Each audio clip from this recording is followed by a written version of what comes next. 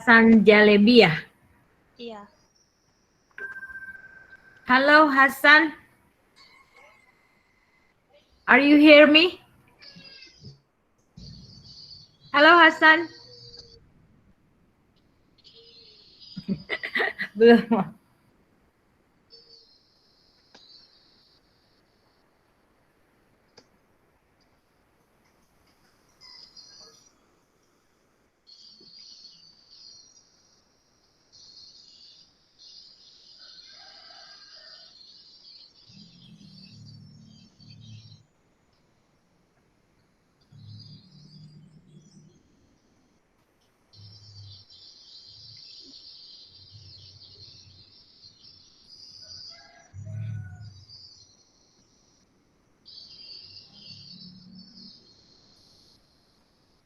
Baru 33, masih sebentar lagi lah.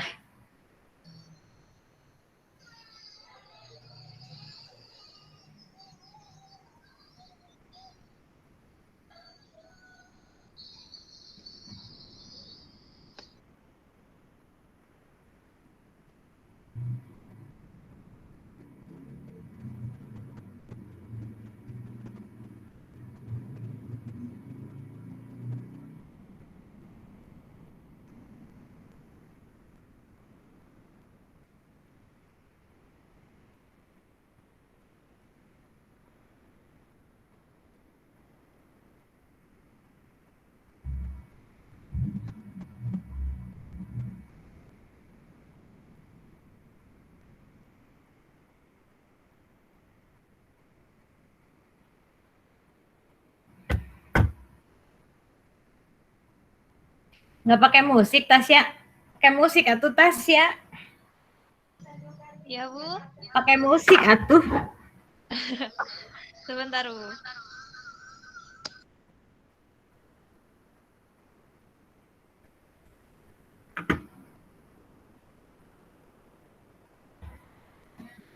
Halo Bu Lastri. Hai Bu Lastri, terima kasih udah hadir. Dari Sukabumi, Tasya. Ibu Lastri ini Bu Guru dari SMK di Sukabumi. Halo, Bu Lastri. Selamat bergabung. Tasya berdengung loh, Tasya.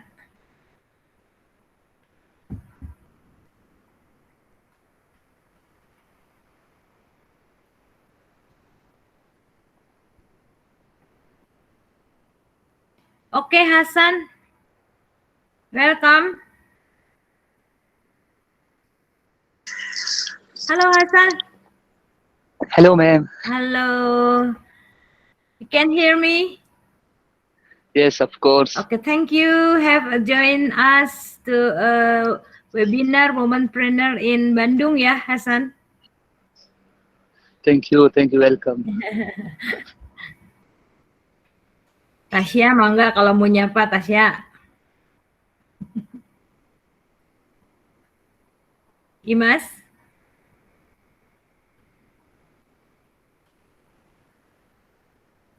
Iya, Bu. Ayo, kalau mau ngobrol.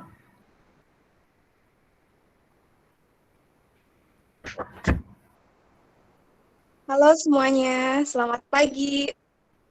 I think you can speak English a lot.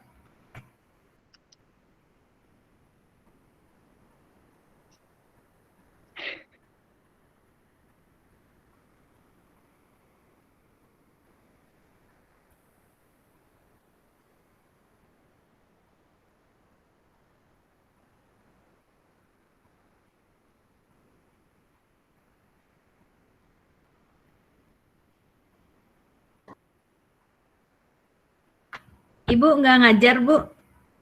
Ibu lagi nggak ngajar?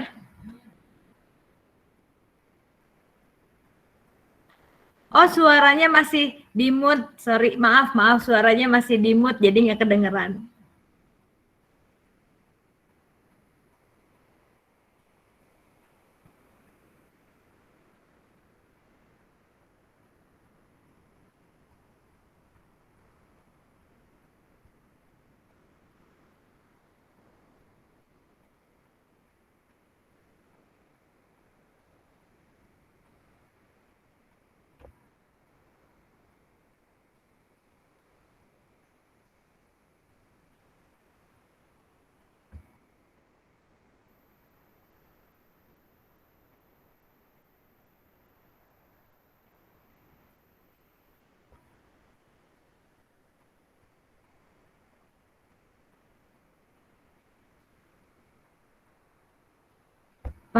Harita sudah masuk kah?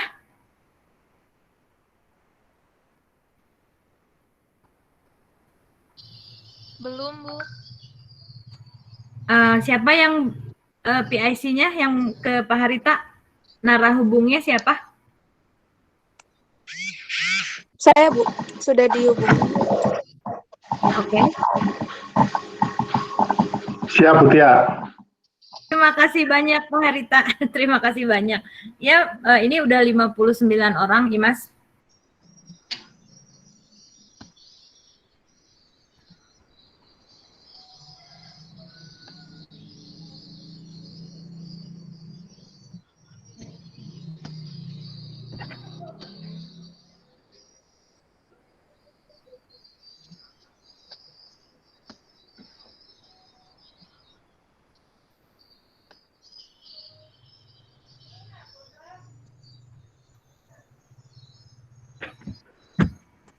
Kalau Pak Haritanya sudah siap, mungkin bisa dimulai ya panitia.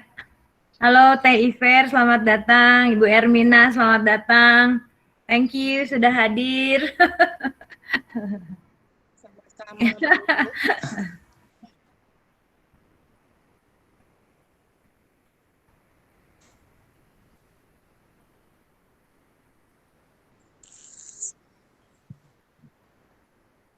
Halo Bu Nelly. Selamat datang. Waalaikumsalam.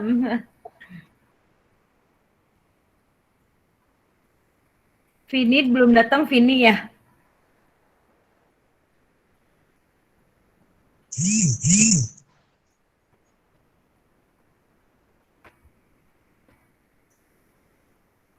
Dimulai saja, Bu. Oke, silakan, ada Pak Harita sudah hadir. Baik. Bismillahirrahmanirrahim. Assalamualaikum warahmatullahi wabarakatuh. Waalaikumsalam. Selamat pagi dan salam semangat untuk kita semua. Sebelumnya saya mengucapkan selamat datang kepada hadirin sekalian yang telah menyempatkan waktunya untuk hadir dalam webinar dengan tema Woman Planner Tangguh di Tengah Pandemi. Yang terhormat Bapak Harita selaku Pembantu Direktur 3 Bidang Kemahasiswaan Polban, yang terhormat Ibu Sulistia selaku Pembina UKM Kewirausahaan Polban, yang terhormat narasumber kita pada hari ini yaitu Ibu Ine, Ibu Nelly, dan Teh Vini, serta seluruh panitia dan peserta yang saya banggakan. Untuk mengawali kegiatan ini, marilah kita buka dengan bacaan basmalah. Bismillahirrahmanirrahim. Selanjutnya adalah sambutan dari Pak Harita. Kepadanya dipersilahkan.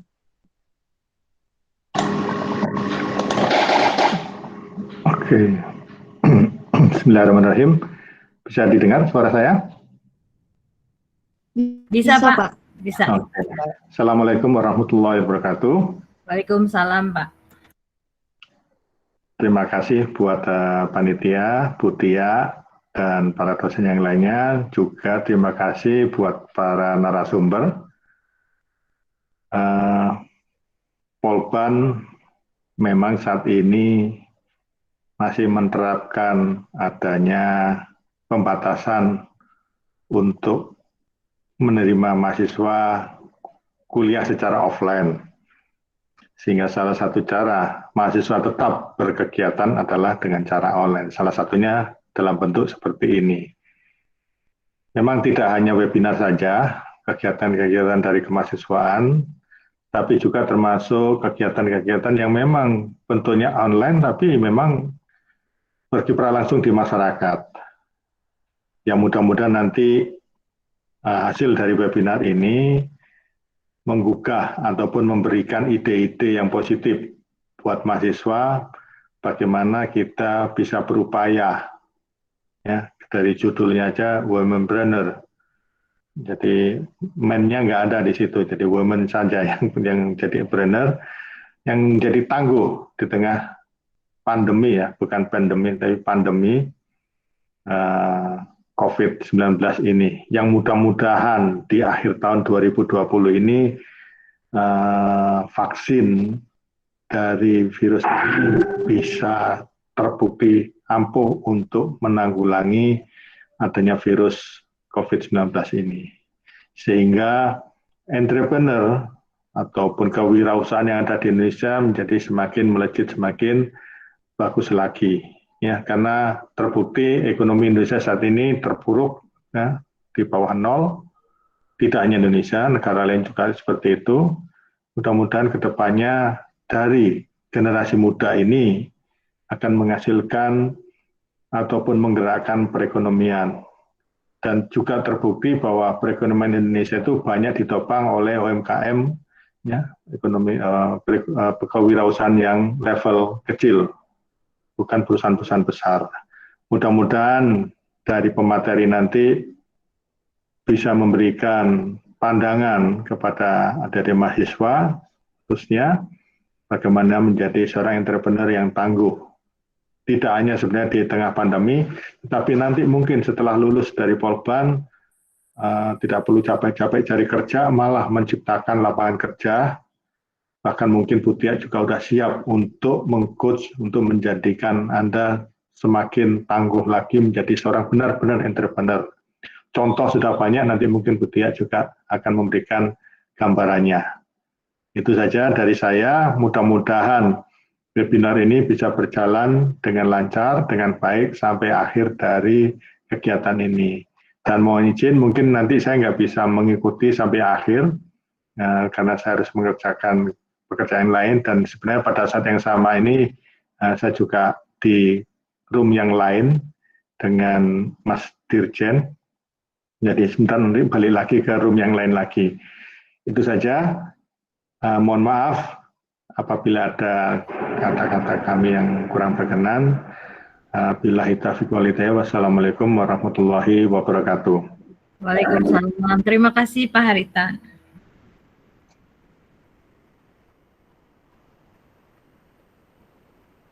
Dilanjut, Tasya.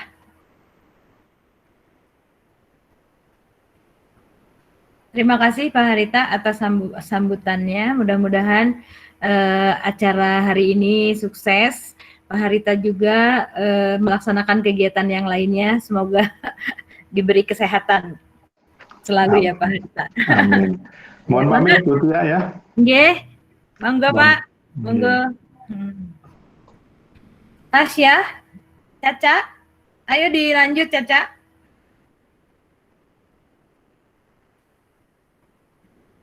Caca kemana monitor? Atau kita mau langsung aja ini? Tunggu sebentar. Hadir Bu, mohon maaf. Oke. Sinyalnya tadi berasa. Oke, mohon maaf. Kita lanjutkan kepada acara selanjutnya berupa inti sharing dan kematerian yang akan dipandu oleh Ibu Sulistia. Kepadanya dipersilakan. Oke, terima kasih Caca. Oke. Sebelumnya saya mengucapkan terima kasih banyak atas sambutannya tadi dari Pak Harita sebagai PD3 kita, di mana beliau mengurusi semua kegiatan yang berhubungan dengan kemahasiswaan dari A sampai Z, sehingga kesibukannya luar biasa itu. Lalu terima kasih kepada para pembicara. Di sini ada Bu Nelly, ownernya dari Dimsum. Dimsum saya itu ya paling enak di Asia Tenggara mungkin, karena saya belum ke dunia Bu, baru Asia Tenggara aja. Lalu terima kasih kepada Ibu Ever. Ini bajunya saya pakai loh Bu Ever, keren ya Bu. Ini karyanya Bu Ever, sengaja saya pakai gitu biar adik-adik tahu nih, ini karyanya keren gitu ya. Lalu ada Teh Vini, ini alumni kita dari AN, luar biasa. Vini, how are you today Vini? Ada Vini di sini? Sudah datang belum? Ya, pokoknya terima kasih untuk semua pembicara. Untuk itu kita langsung saja. Oh, ada banyak dosen juga di sini yang hadir. Terima kasih Ibu dosen ya, karena ini kan womanpreneur. Apakah ada Bapak dan Bapak dosen juga? Ada kayaknya. Bapak dan Ibu sekalian yang sudah hadir pagi ini, terima kasih banyak atas supportnya, karena ini adalah acara kita yang harusnya setiap bulan kita selenggarakan. Oke, untuk yang pertama pembicara kami adalah Ibu Nelly Meliani SE ya. Beliau wirausaha sejati kalau menurut saya, karena beliau sejak lulus memang sempat bekerja sebentar ya, tapi kayaknya dia lebih suka berwirausaha. Jadi dia lebih tidak suka disuruh-suruh mungkin sama orang, jadi dia lebih baik membuka lapangan kerja daripada dia disuruh-suruh sama orang sepertinya. Lalu pengalaman beliau, beliau itu pendamping P2KB dari tahun 2011 sampai 2013, pendamping WUB wirausaha baru angkatan 2000. Beliau adalah pendamping WUB angkatan 2015, lalu beliau saat ini adalah Ketua Koperasi WJS Wirausaha Baru Jawa Barat Sejahtera. Jadi Ibu ini mengetuai koperasi yang isinya semua UKM. Jadi silakan adik-adik kalau mau belajar ya sama teman-teman rekan-rekan kita di WUB itu luar biasa. Dan terakhir beliau juga Direktur CV Nelki Persada Mandiri, dan beliau juga sudah mengeluarkan franchise loh adik-adik, keren pokoknya ya. Nah, Ibu Nelly, kami persilahkan untuk memaparkan materinya, tanya jawab kita keep sampai setelah selesai memaparkan materinya masing-masing. Mangga Bu Nelly, saya persilahkan. Masih di mute, Tasya? Bu Nelly-nya di unmute. Sebentar, Bu. Bu Nelly-nya masih di mute. Tolong dibuka mute-nya.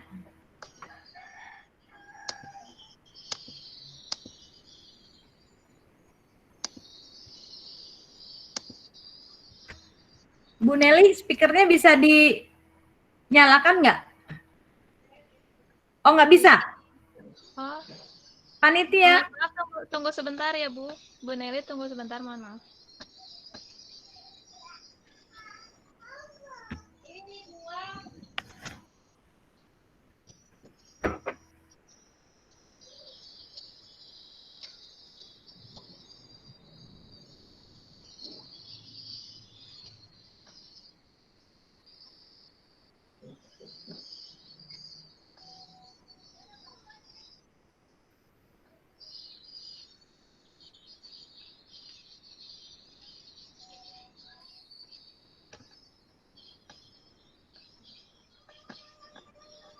Gimana caranya?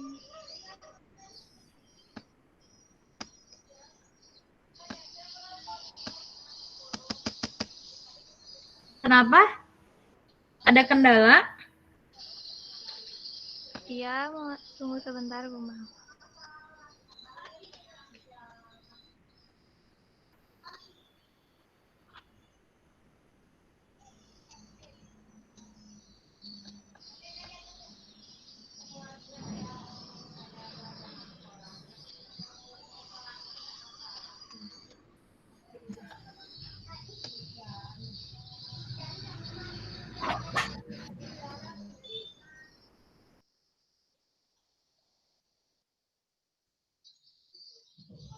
Mohon maaf ya Bu Nelly, ini biasa ada gangguan teknis kayaknya.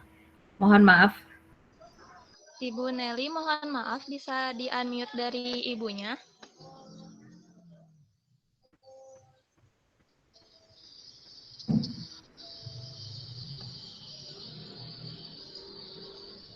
Dari Ibu bisa nggak Bu dicobain Bu?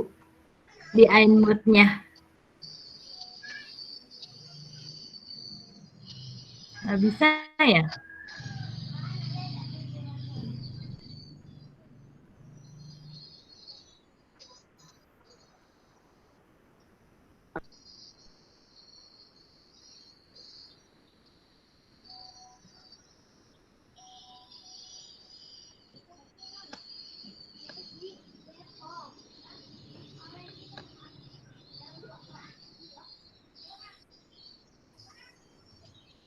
Tasya, kenapa ini?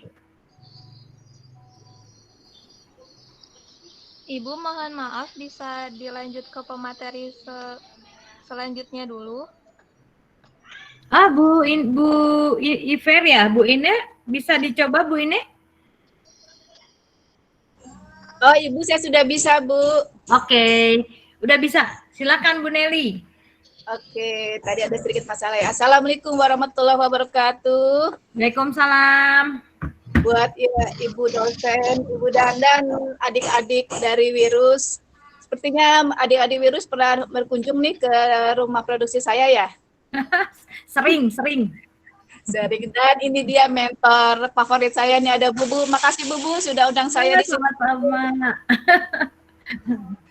Ibu yang mengenal baik saya dan suka memarahi saya kalau pencatatan keuangan saya tidak beres, Ibu. Bawel-bawel, tapi saya suka karena membuat saya jadi lebih termotivasi, Bu ya, membereskan keuangan saya. Siap. Oke, kita mulai saja dari awal saya berdiri ya. Nelki Dimsum itu berdiri pada tahun 2012. Awal mulanya itu saya itu meminjam dengan pinjaman orang tua saya senilai 25 juta waktu itu, karena waktu itu saya kerja ya, adik-adik dan ibu-ibu. Kerja itu ternyata gajinya segitu dan capek hati, seperti yang Bu bilang, disuruh-suruh dan kita membuang waktu banyak. Akhirnya saya memutuskan untuk belajar berbisnis. Kenapa waktu itu saya termotivasi buat belajar bisnis? Karena waktu itu saya berteman dengan orang-orang yang suka bisnis juga, Bu, gitu. Saya berkunjung ke teman saya dulu yang punya pabrik dimsum. Nah, luar biasa itu, dia sudah ke Bandung, Jakarta dan hampir seluruh Pulau Jawa. Tapi mungkin karena manajemen yang tidak baik, mereka hancur, Bu. Nah, dari situ saya sebenarnya banyak belajar bagaimana mengelola bisnis, bagaimana mengelola manajemen agar berjalan baik. Nah, waktu saya berteman dengan teman saya itu, saya memulai dengan menjadi seorang reseller. Saya mengambil dimsum dari teman saya, lalu saya mencoba membuka jaringan dimsum. Nah, ketika pabrik teman saya itu hancur, terpikirlah buat saya, kenapa tuh saya nggak buat sendiri gitu ya.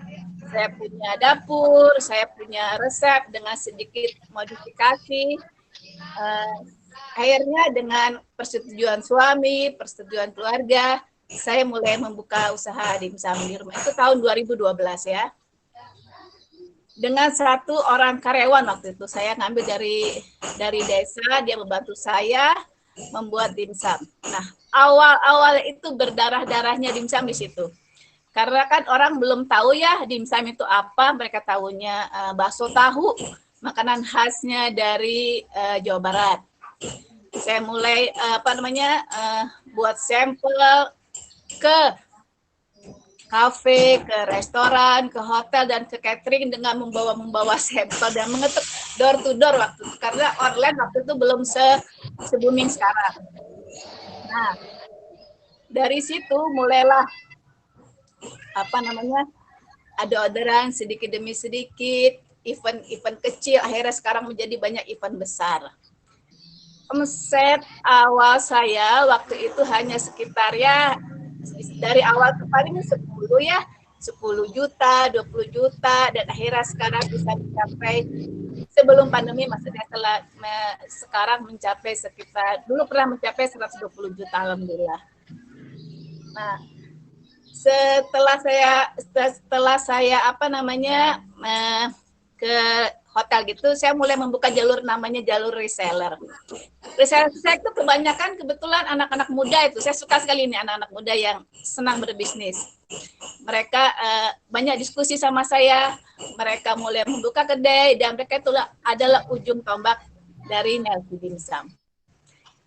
Ada juga sih namanya dari Polban tuh Mas Jaki, kalau nggak salah, Mas Jaki sama Mas Agas yang udah sekitar 2 tahun mereka selalu setia sama saya dan kita selalu banyak berdiskusi tentang dimsumnya.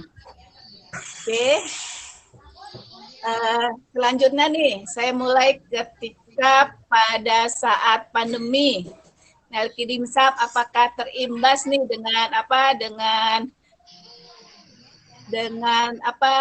dengan keadaan seperti begini?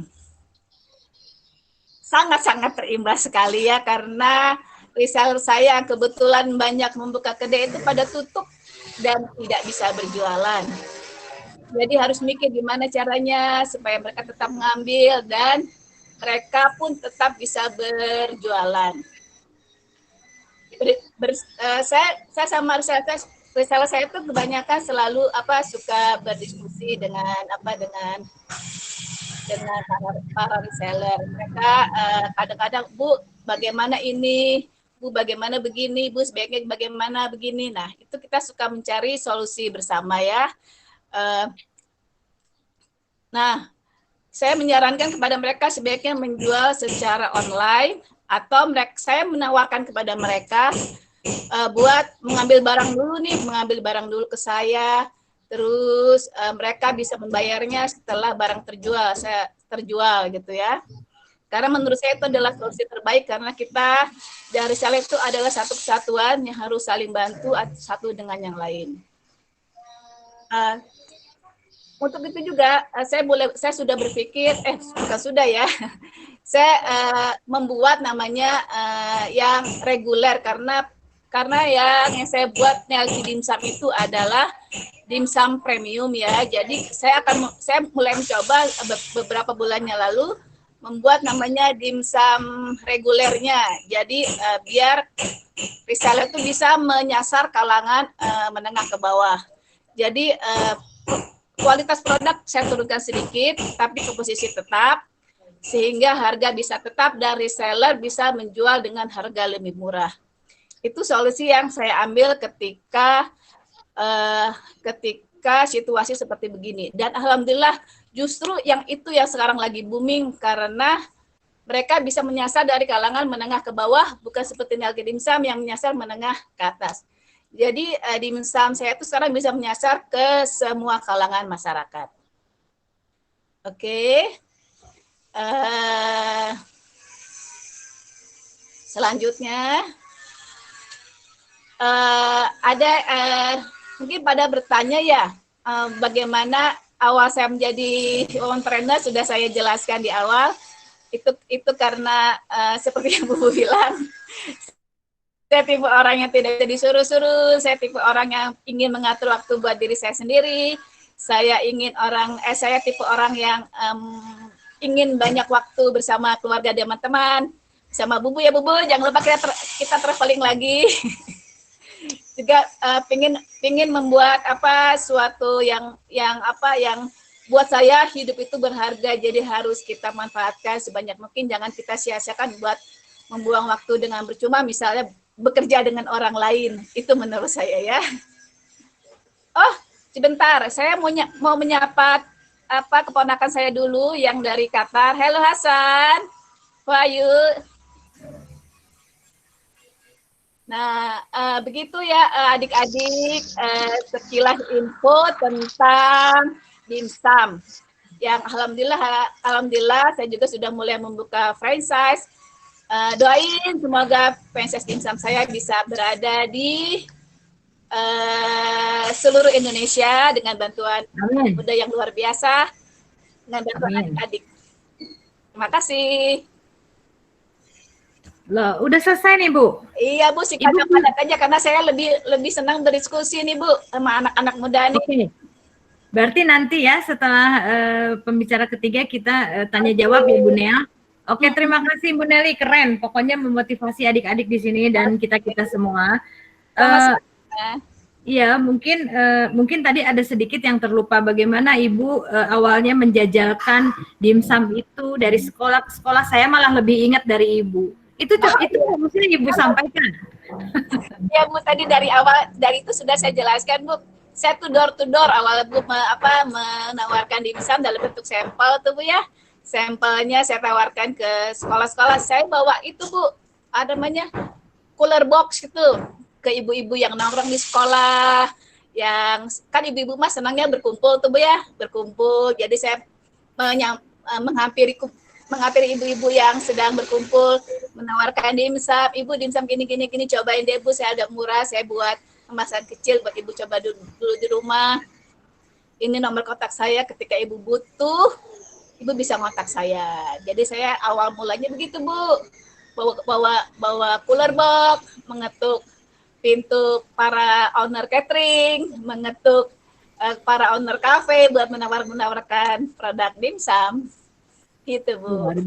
Luar biasa tuh adik-adik, nggak ada yang instan ya, semua dilakukan dari berdarah-darah dulu, Bu. kerja keras. Sekarang semua event pernikahan kelas hotel, kelas menengah ke atas sudah masuk ya Bu Nelly, luar biasa. Alhamdulillah, Ibu. Ya, terima kasih Bu Nelly. Sementara kita akan beralih dulu ke pembicara kedua. Di sini ada Ibu Ine Iver. Kalau saya udah keren banget nih adik-adik. Udah lihat kan IG-nya sebelum Ibu Ine saya undang. Adik-adik ini sudah saya suruh buka IG-nya Bu Ine. Bagaimana desain-desainnya tuh keren lah ya. Kekinian gitu loh. Jadi masuklah ke kaula mudanya masuk gitu Bu Ine. Nah, sebentar Bu Ine punten. Tadi teh saya teh ada CV-nya Bu Ine ya. Oh, ini. Takutnya hilang. Ibu Ine itu beliau juga seorang pengusaha di bidang fashion ya, mulai tahun 2010. Wah, luar biasa ini. Sekarang udah 2020, udah 10 tahun. Beliau tadinya tuh bergeraknya di bidang baju muslim ya. Awalnya beliau di bidang baju muslim. Lalu beliau juga menambah dengan craft. Craftnya itu saya nggak pakai, maaf. Tadi kalungnya itu selalu sama dengan bahan yang kita pakai. Misalnya kita pakai kain coraknya apa dan beliau menyesuaikan. Kalungnya tuh keren banget, sama dengan bahan yang dia pakai untuk jarik kita. Lalu banyaklah produknya, ada kulot, lalu ada ke batik akhirnya gitu ya Bu ya. Lalu sekarang bisnis pengalamannya mengikuti pameran secara mandiri dan pameran dari dinas melalui kurasi terlebih dahulu. Pokoknya dimanapun ada pameran pasti ada Teh Ine. Saya selalu tahu di mana Teh Ine berada ya Teh Ine. Lalu mengikuti perlombaan desain patchwork dari Deskra Nasda Jabar. Lalu mengikuti UMKM Award 2019 Kota Bandung sebagai pemenang pertama bidang fashion. Yeay! Luar biasa. Keren. Luar biasa. Makanya diundang ke sini ya Teh Ine berbagi pengalaman. Silakan Teh Ine, mangga. Hey Genma, apa kabar Genma?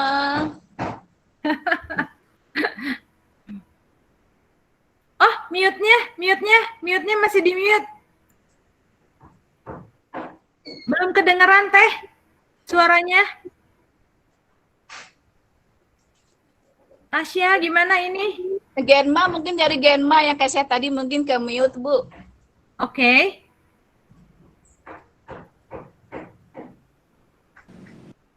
Boleh, mangga. Udah, silakan.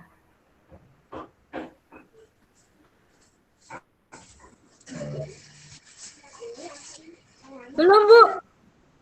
Ya. Belum kedengeran. Salam. Genma ke mute mungkin Genma. Imas tolong ya.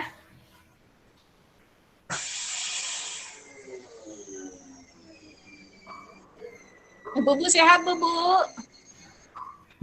Alhamdulillah Bu. Menusono udah bisa? Tapi belum kedengeran.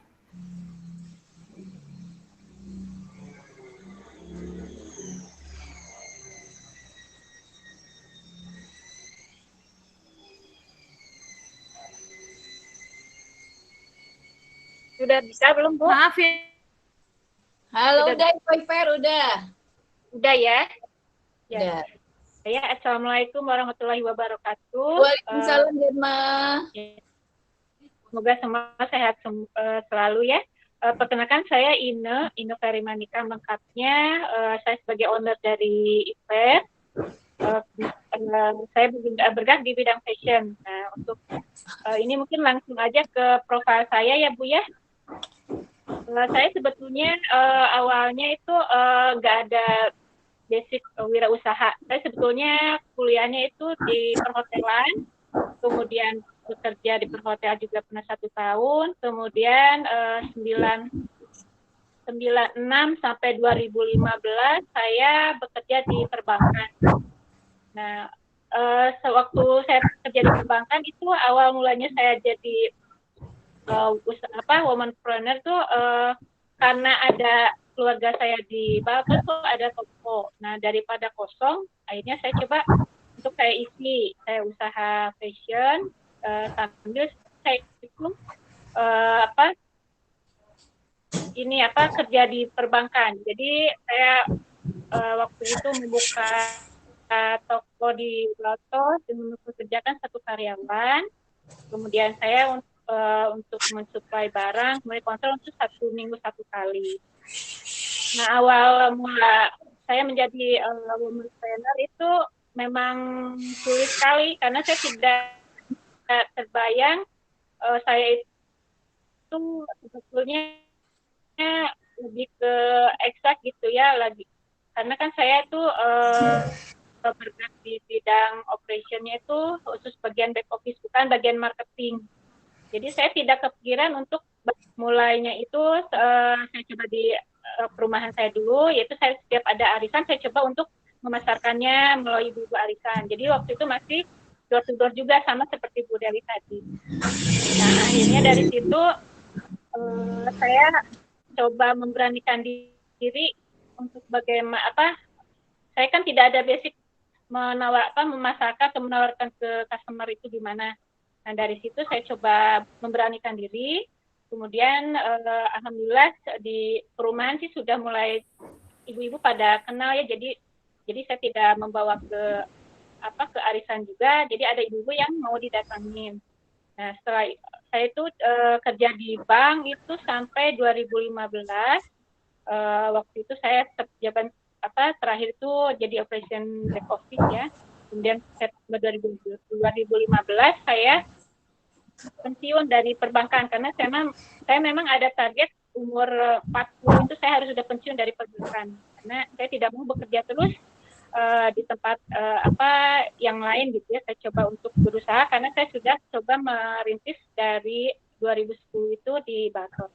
Nah, semenjak 2015 pensiun itu saya coba untuk lebih fokus, saya mencari target atau menentukan target pasar, target market saya ya untuk profession saya, yaitu saya pilih untuk wanita, yaitu wanita itu bisa dari mahasiswi, kemudian ibu rumah tangga, kemudian intinya ke ibu-ibu dinas. Nah, waktu itu ada peluang bisnis yang menurut saya itu bagus sekali karena saya kan baru mulai bergerak sebelumnya di bidang fashionnya itu di Muslim. Nah, waktu itu ada yang namanya Rebon Muda. Jadi di mana ASN atau ibu-ibu yang guru-guru itu harus memakai batik atau enggak kebaya gitu ya.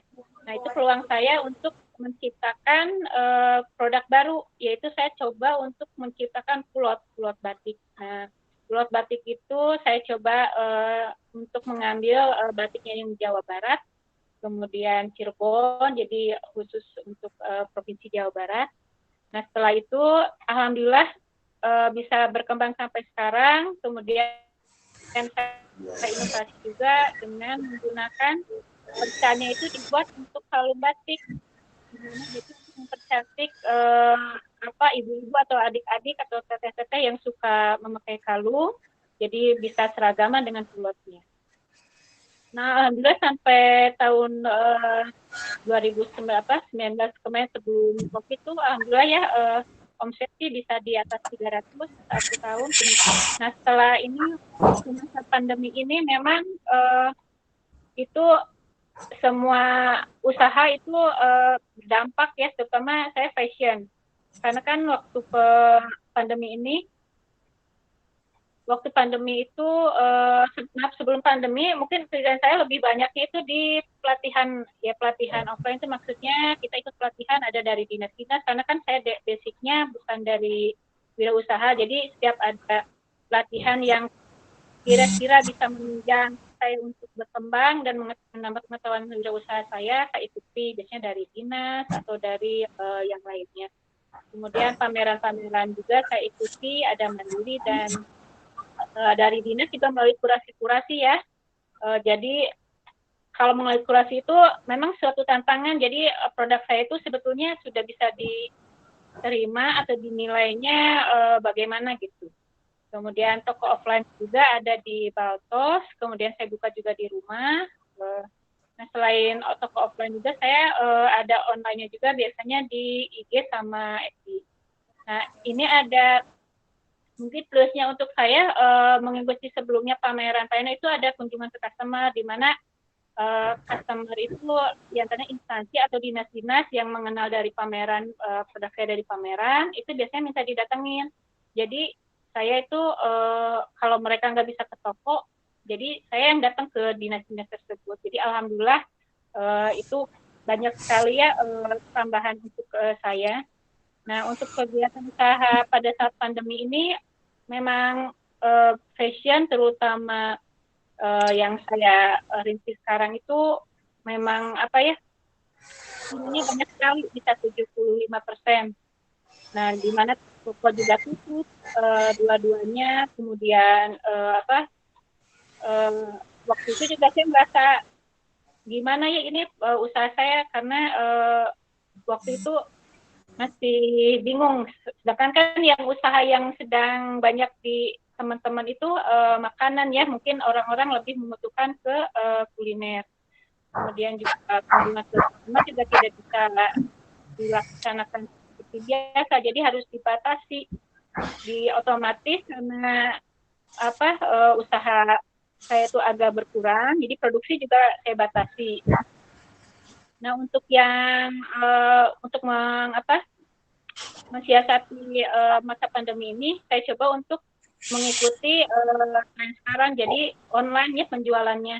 Jadi mulai dari IG saya post, kemudian FB, kemudian di status WhatsApp. Nah, itu yang untuk status WhatsApp itu menurut saya itu yang dominan mempengaruhi. Jadi customer itu tertarik dibandingkan dengan IG dan FB. Nah, untuk yang kunjungan ke customer itu biasanya dibatasi, jadi hanya dinas atau instansi yang benar-benar mau kita datangi, jadi kita by appointment dulu. Mungkin kalau enggak, ada yang misalnya datang ke rumah juga harus sesuai perjanjian dulu. Dibatasi maksudnya saya coba jual dulu untuk yang produk sebelumnya yang sudah ada, tapi di sambil itu saya sudah membuat inovasi juga, gimana caranya biar saya tetap produksi gitu. Nah, jadi tetap saya produksi tapi tidak sebanyak yang sebelumnya. Mungkin itu yang untuk kegiatan selama pandemi. Nah, mungkin ini ada tips untuk ini ya, untuk yang saat pandemi ini bisa disebut tips atau sharing. Jadi kita itu harus tetap semangat, positive thinking, jangan cepat menyerah, karena waktu itu saya juga pernah misalnya tuh down ya, nggak, karena merasa aduh ini negatif thinking saya itu perusahaan saya ini bisa berhenti atau kolaps gitu, karena dilihat itu yang waktu pandemi kemarin itu awal-awalnya itu banyak yang jualan kuliner, jadi yang tadinya fashion juga beralih ke kuliner. Nah, untuk yang mungkin masukan dari saya atau tips dari saya itu mensiasati tadi, selain online, kemudian temukan peluang usaha di masa pandemi ini. Mungkin teman-teman juga sudah melakukan, atau rekan-rekan UKM yang lain, yaitu yang tadinya fashion beralih ke kuliner, kemudian yang ada usaha fashion lainnya bisa dialihkan ke pembuatan masker. Nah, untuk saya sendiri sih masih di bidang fashion yang sama, tapi untuk sekarang sedang membuat maskernya juga, tapi tidak mass product, jadi khusus untuk yang sama dengan produknya. Jadi nanti mungkin saya mensiasati dengan selain memberikan diskon, juga memberikan free bisa free kalung atau free masker. Nah, untuk itu juga saya membuat inovasi lagi untuk yang seperti bus atau baju atau barang yang tadinya tidak terjual, bisa kita buat inovasi lagi. Jadi yang tadinya baju polos itu saya buat jadi ecoprint. Memang yang ecoprint ini setelah batik itu saya sekarang lagi fokus juga ke ecoprint, di mana ecoprint juga itu dikombinasi dengan batik. Nah, untuk yang tadi teman-teman mungkin banyak atau ada barang-barang yang sebelumnya tidak terpakai atau tidak terjual, bisa dibuat inovasi juga, ditambahkan dengan sekarang itu ecoprint, jadi bisa mendongkrak harga jual baju tersebut. Nah, kemudian juga salah satunya saya tetap menjalin relasi untuk menemukan peluang usaha. Ya, misalnya selain dari customer tadi, kita itu bisa juga dengan teman-teman UKM. Jadi yang tadinya misalnya mereka usaha misalnya ada craft atau ada yang lainnya, tapi melihat passion saya mungkin saya kan suka testimoni itu, jadi mungkin tertarik, mungkin ini bisa diikuti jual. Jadi teman-teman UKM juga ada yang ikut yang suka nge-WA saya, boleh nggak jadi reseller? Ya alhamdulillah saya terbantu ya itu untuk perpanjangan tangan saya. Jadi saya juga tidak harus memasarkan oleh sendiri, tapi juga bisa dengan teman-teman yang lainnya. Kemudian juga maintenance customer juga itu harus tetap kita berikan walaupun dalam masa pandemi ini. Biasanya saya bisa minta, atau kita misalnya udah punya produk baru, kita kan punya database-nya bahwa siapa aja yang punya yang sudah membeli Kulot Iver, kita tawarkan ulang. Kemudian kalau yang biasa juga sudah memuncai Kulot Iver, memang saya modelnya simple ya, karena untuk dibuat atau dipakai untuk ibu-ibu dinas terutama, hanya untuk saya dibuatkan motif yang lain. Nah, biasanya ibu-ibu dinas itu tertarik, jadi mereka suka pesan lagi lewat WA gitu. Jadi sekarang tidak datang ke toko, jadi lewat WA, kemudian saya kirim melalui paket gitu ya, atau gosen. Nah, kemudian juga maintenance customer juga selain kita minta feedback-nya, misalnya ada kekurangannya apa, ada kelebihannya apa. Jadi kalau ada kekurangan itu lebih baik untuk kita tuh untuk diperbaiki. Saya senang sekali kalau misalnya dapat feedback yang walaupun itu menurut saya itu ada kekurangan, tapi lebih senang karena itu bisa membuat saya menjadi lebih baik. Jadi yang sudah baik saya pertahankan atau tingkatkan. Nah, itu customer juga bisa kita olah lagi atau kita maksudnya tuh ajak juga sebagai reseller.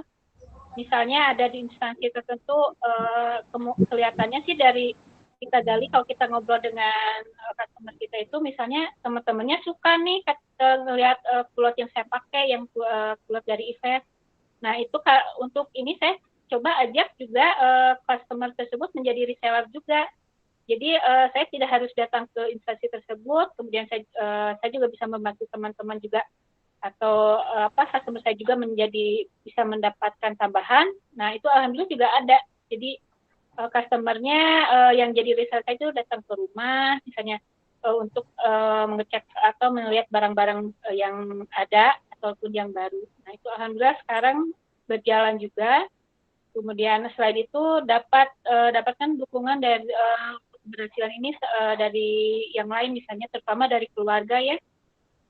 Karena keluarga itu paling dekat. Jadi kita itu tidak bisa berusaha itu sendiri, kita harus pasti ada yang lainnya, misalnya dari keluarga, dari teman, misalnya bisa minta masukan, atau misalnya mau usaha, kita mau beralih, atau misalnya mau membuat produk yang ini, yang baru lagi menurut keluarga saya itu, atau misalnya, terutama saya di sini suami ya, karena kan suami saya jadikan konsultan. Jadi untuk menilai ini, kalau misalnya produk ini digabung dengan aksesoris ini atau ditambahkan dengan motif ini, bagus nggak gitu. Jadi itu kita tidak harus sendiri aja. Jadi atau kita bisa nanya ke anak ataupun ke teman-teman yang lainnya, masukannya lebih baik di mana. Jadi itu mungkin sharing dari saya. Jadi tetap kita harus semangat, tetap berinovasi walaupun dari masa pandemi ini memang usaha itu harus dari awalnya itu susah, tapi kalau kita semangat dan kita tetap mau berusaha dan kita yakin bahwa usaha kita itu akan maju, insya Allah akan diberi kelancaran. Mungkin itu Bu dari saya, mungkin sharing dari saya. Nanti mungkin kalau ada yang kurang jelas ada di sesi pertanyaan. Terima kasih. Ya. Assalamualaikum warahmatullahi wabarakatuh. Waalaikumsalam. Wah, luar biasa. Adik-adik semuanya, Ibu Bapak dosen mungkin ada di sini. Jadi tadi sudah mendengarkan dari Teh Ine, ini udah sama dengan Bu Nelly sebetulnya. Di sana harus ada inovasi. Pada saat pandemi kalau misalnya kita tidak bisa jualan offline ya kita harus online. Lalu reseller, kita juga harus memelihara customer supaya dia loyal kepada produk kita, kepada dimsum kita. Lalu motivasi ya yang harus selalu dibangun untuk adik-adik semua di sini. Kalau misalnya tadi Bu Nelly adalah membuat yang dari premium dimsumnya menjadi menengah ke bawah, itu sebetulnya inovasi juga. Bagaimana supaya produknya lebih luas. Kalau Teh Iver tadi saya tertarik dengan EcoPrint, itu luar biasa dan akhirnya jadi jatuhnya lebih mahal banget. Karena EcoPrint sendiri ada proses tertentu yang tapi jadi keren lah. Nanti saya kasih tahu Bu di mana bahan bakunya itu ada di Gandok Bu. Keren-keren. Lalu untuk kolaborasi ya sama itu harus selalu dibangun. Jadi Ibu misalnya tadi segmennya di pegawai negeri PNS, Bu Nelly segmennya di hotel berbintang dan lain sebagainya. Itu selalu harus dibangun kerjasama. Tidak mungkin ya kita berusaha sendiri. Oke, terima kasih Bu. Nanti tanya jawabnya kita lanjutkan. Untuk pembicara ketiga ini, aduh luar biasa, ini alumni Polban ya. Vini juga dulu pernah dekat dengan saya ya Vin ya. Luar biasa, sekarang kamu sudah jadi entrepreneur yang sukses. Vini ini kalau kita lihat nggak bisa di-share ya itunya, Vin. Beliau education-nya dari SMA Sampurna.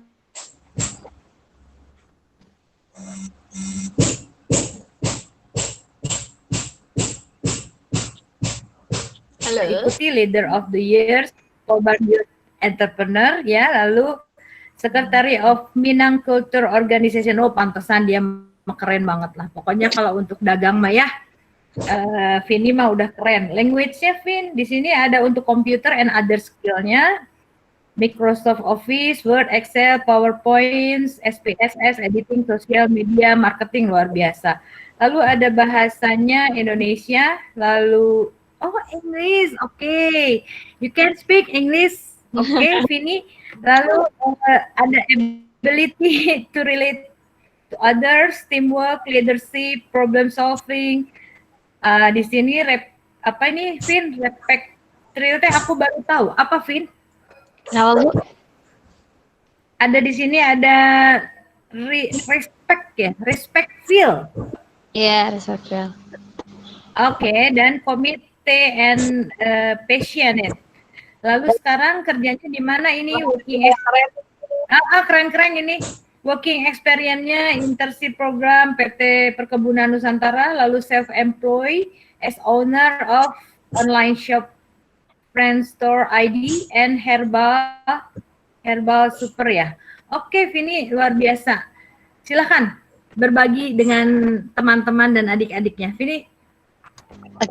Oke, terima kasih Bu Tia. Mungkin dari panitia untuk slide-nya boleh dilihat. Slide. Ya. Bisa?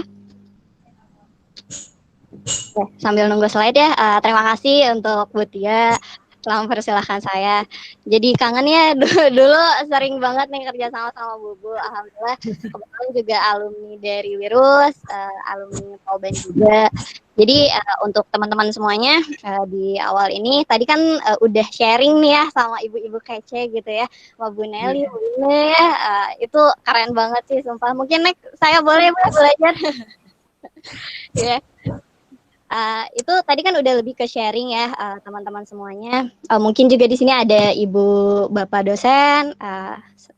Salam dari saya. Juga terima kasih juga untuk teman-teman Wirus yang udah ngundang saya untuk sharing ya. Saya nggak niat menggurui tapi niat sharing aja ke teman-teman semuanya. Kayak gitu. Untuk slide-nya udah bisa.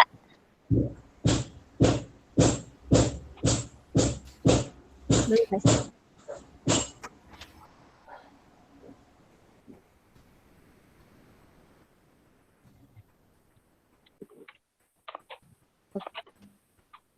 Belum bisa? Vin sambil nunggu sekarang kerja di mana, Vin? Sendiri aja? Ini aja, wirausaha aja? Tinggal aja, Bu. Ini sedikit cerita ya sambil nunggu juga teman-teman semuanya. Jadi saya lulus dari alumni Polbantu 2018. Jadi baru banget sebenarnya, sekitar 2 tahunan. Dan memang coba-coba jualan dari waktu kuliah, cuman karena dulu niatnya coba-coba, akhirnya nggak ada yang besar. Kayak gitu. Diseriusin berarti ya? Ya benar, ternyata emang harus diseriusin gitu. Nah kemudian ketika lulus, saya berpikir gimana caranya untuk bisa bermanfaat untuk banyak orang. Kayak gitu. Alhasil dari semenjak lulus tuh nggak lamar kerja. Jadi ketika teman-teman yang lain tuh udah jasnya kantoran gitu ya, kalau Vino mah nggak pernah gitu, nggak pernah lamar kerja tuh nggak pernah. Tapi penghasilan bisa diadu ya Mbak ya. Alhamdulillah kayak gitu. Ya jadi dari semenjak situ mulai benar-benar belajar di dunia online sebenarnya. Makanya ketika saat ini dihubungi sama pihak Wirus ya, dari ketuanya minta tes sharing tentang ilmunya kayak gitu. Mungkin di sini Vini nggak akan lebih cerita tentang bisnis Vini. Jadi untuk saat ini kegiatannya ya tadi online shop. Nah, cuman nggak akan ceritain online shop di sini, tapi lebih ke ilmu marketing mungkin ya, karena dimintanya lebih ke digital marketingnya. Nah, ini juga sebagai mentor di komunitas online di DCT, komunitas DCT, sama Vini juga gabung juga di lembaga komunitas online di Bolu. Bukan kue tapi bisnis online yuk kayak gitu. Jadi kita sebuah komunitas, kita juga merupakan lembaga untuk berbagi ilmu kayak gitu. Jadi untuk teman-teman yang mungkin teman-teman mau belajar tentang Shopee, terus Instagram, terus gimana laris di Instagram, terus juga marketplace, terus gimana cara ngelayanin, copywriting, atau misalnya buat teman-teman yang udah punya customer service juga, di kita juga itu nanti kita ngarahin dan kita bakal sharing tentang ilmu-ilmunya gitu. Nah, mungkin kalau mau tahu lebih jelas boleh di follow IG Vini kali ya. Siap Mbak, siap. Ya, di Vivianti ya, double F kayak gitu. Gimana pihak panitia udah bisa? Lanjut aja, Vin. Oh, lanjut aja ya. Sebenarnya tuh ini buka di sini. Nah, karena sekarang tuh dimintanya sharing digital marketing, jadi Vini bakal lebih sharing ke digital marketing ya, teman-teman semua. Mudah-mudahan teman-teman semua bisa nyobain nih, yang mungkin boleh langsung next aja. Next. Ya, nah buat teman-teman nih, apalagi yang lagi di rumah aja, boleh lanjut aja. Tadi udah perkenalan. Nah, mungkin di sini teman-teman ada yang punya bisnis kali ya? Gak kelihatan nih videonya. Nah, mungkin di sini ada yang punya, atau mungkin ada yang ragu mau jalanin gitu ya. Nah, di sini pas banget nih, apalagi tadi udah sharing sama Bu Ine, Bu Nelia itu udah keren banget. Mungkin lanjut aja. Nah, ini kenapa sih harus shifting from offline to online kayak gitu. Nah, ini Vini bakal jelasin kenapa sih penting banget online, seberapa pentingkah gitu. Nah, lanjut aja Teh. Next. Nah, sebelumnya. Nah, ini saya mau jelasin nih ya teman-teman semuanya. Karena merasakan juga ya waktu mahasiswa gimana gitu, rada-rada bingung ini mau jalanin bisnisnya harus gimana gitu. Nah ini kenapa harus dari offline ke online. Nah ini nih ketika ada pemberitaan ya stay at home, wah semuanya langsung pada iya, jelasnya pada pegang HP seharian ya Teh. Iya, ya dari yang kuliah apa yang jualan juga keder kan. Nah kalau misalnya kita bahas bisnis, faktanya itu dari berita-berita dan ini valid, bisa dilihat di slide-nya juga, imbas virus corona omset pedagang Tanah Abang turun. Terus PHK sampai 3,05 juta orang kan. Itu dalam sekian bulan gitu, dalam jentikan waktu gitu kan. Terus omset pedagang pasar anjlok sampai 39%. Itu kan hampir setengahnya kan, hampir almost 50% lah itu kan, dan itu gede banget gitu. Nah, mungkin kabar baiknya mungkin ini ngingetin untuk kita belajar gimana nih aware tentang internet kayak gitu. Nah, mungkin kita ambil sisi positifnya seperti itu. Nah, next selanjutnya teh.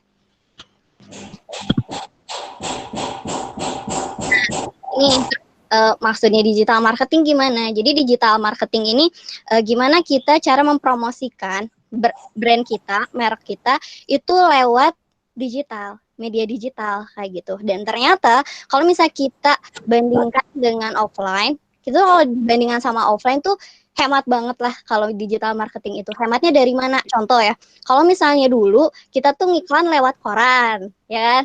Lewat flyer, terus kita juga ngiklan mungkin kalau modalnya gede tuh bisa lewat banner-banner tuh yang di jalan, terus lewat televisi gitu. Itu kalau dihitung itu budgetnya gede banget.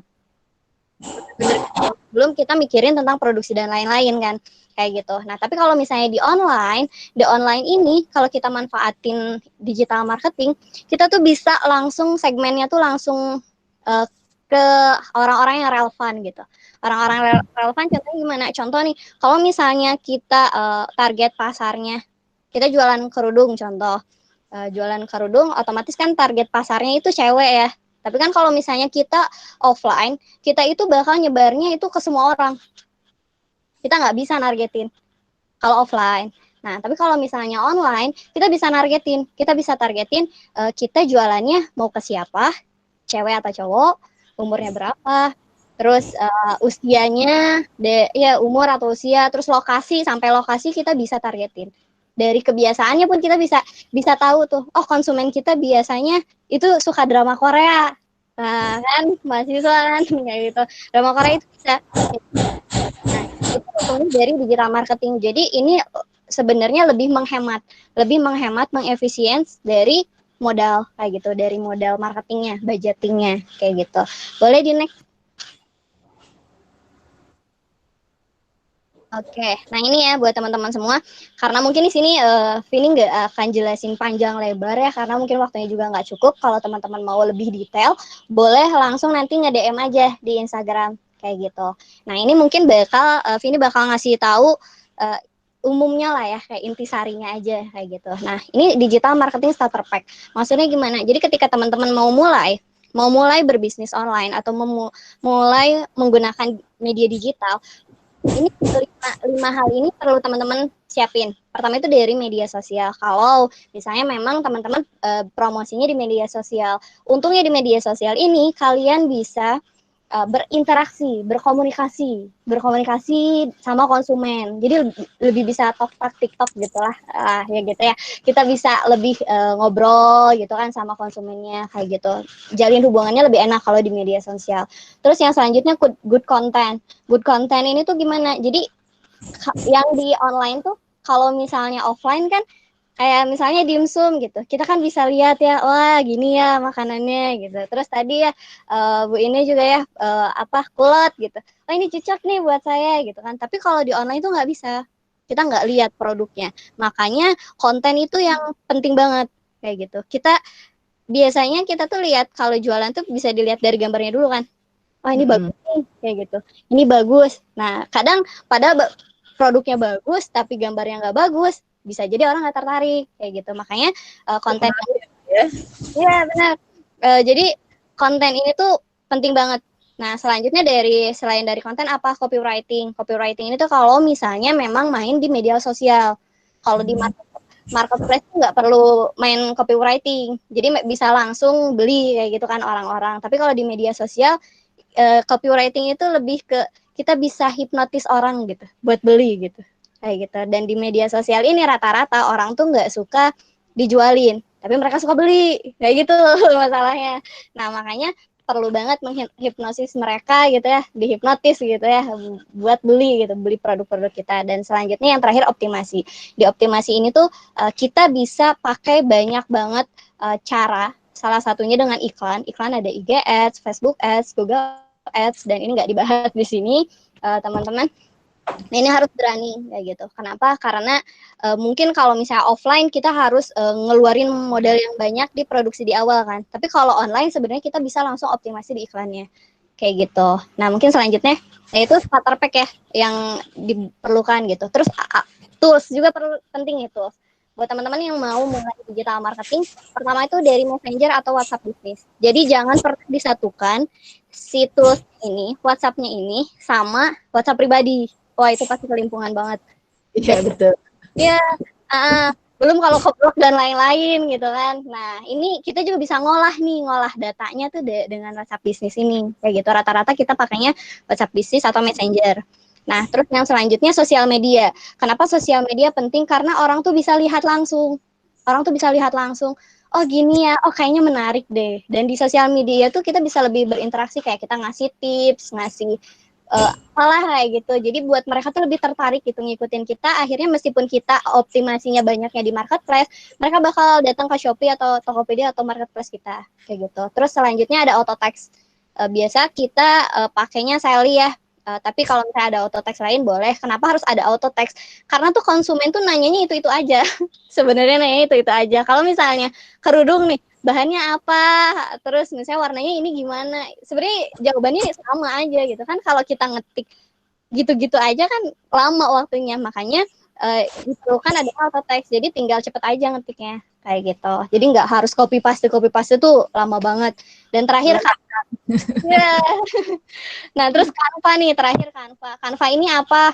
Nah, buat teman-teman yang new banget, yang baru banget, yang gaptek sama mengedit gitu ya, kayak saya gitu. Apalagi buat teman-teman yang minim budget mau nge-hire orang buat ngedesain kan itu, aduh lumayan gitu, mending dicobain aja sendiri gitu.